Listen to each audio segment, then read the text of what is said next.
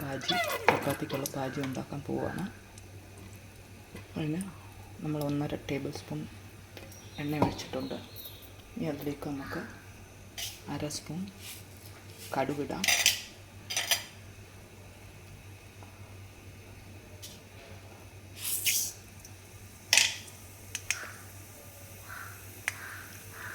കടുകിട്ടാൻ തുടങ്ങി നമുക്ക് ജീരകം ഇടാം.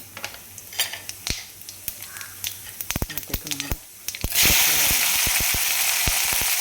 കറിവേപ്പില ഇടാം. നമുക്ക് സവാള ഒന്ന് വഴറ്റാം.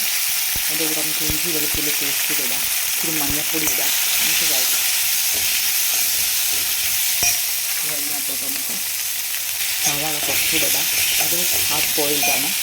നമ്മുടെ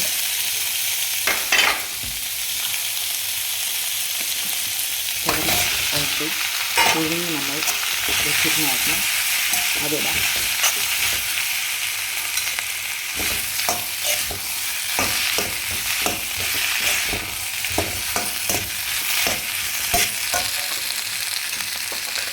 അതിലേക്ക് നമുക്ക് അല്പം ചൂടുവെള്ളം ഇടാം. കുക്കാവ് ഇച്ചിരി കറിയുടെ സ്വല്പം ചാറുകൾ വേണം.